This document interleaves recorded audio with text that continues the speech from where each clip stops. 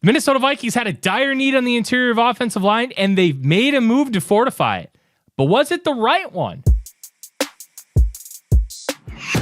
The Minnesota Vikings needed to fix the interior of the offensive line, and they finally made a move. 6 hours into free agency, the Minnesota Vikings agreed to terms with former four-time Pro Bowl center Ryan Kelly, formerly of the Indianapolis Colts, on a 2-year deal worth $18 million. What's really intriguing about the addition of Ryan Kelly is, well, it's a 4-time Pro Bowler. He's a big boy. He's not going to falter and get forklifted in pass protection. It's supposedly going to fortify what the Minnesota Vikings are trying to do when it comes to the passing game. And theoretically, that should translate into good run blocking as well. It also means Garrett Bradbury is probably out of a job. But is it the right decision? We know that Garrett Bradbury has had his struggles. He's had his struggles his entire Minnesota Vikings career. When he was selected 18th overall in the 2019 NFL Draft, the theory was this guy's a finished product. He's going to be ready to go from day one, and you're going to be able to have that plug-and-play guy, and you don't have to worry about it.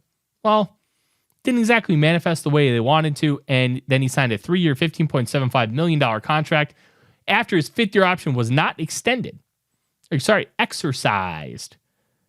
He's been fine, but he still has problems. And I think one of the things that could really help Bradbury is having great guards next to him, but they got the center instead. So Bradbury will save over $3 million on the salary cap if they end up releasing him, or he could just stay as a backup. Because what's one of the big issues with Ryan Kelly? Missing football games. Kelly had even talked about retirement. There were those rumors going around that he was considered retiring. Well, guess what?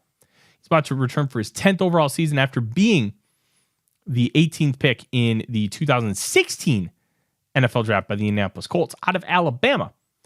But in his 9 seasons, he's only played 3 full seasons, including missing a whopping 7 games last season. He's missed time in 6 of his 9 seasons. So why won't that happen this time? Is the Vikings medical staff going to be that confident that they can keep him healthy? Are they that confident that it was just what the Colts were doing when it came to their own medical staff? That's a tough one to parse out. We can't give you those answers. But I can tell you this. They wouldn't have agreed to the deal if they didn't feel comfortable enough with the medical information that they had. That's how this Vikings team works. They understand what's going on, and they have a plan for everybody.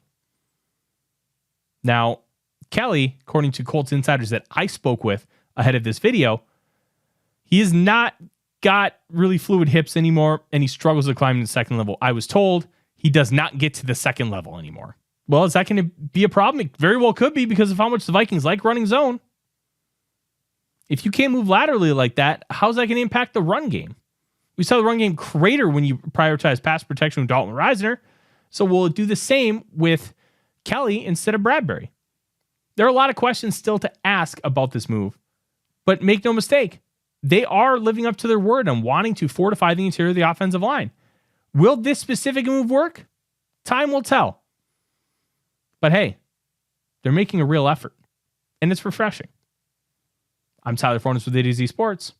Skol Vikings.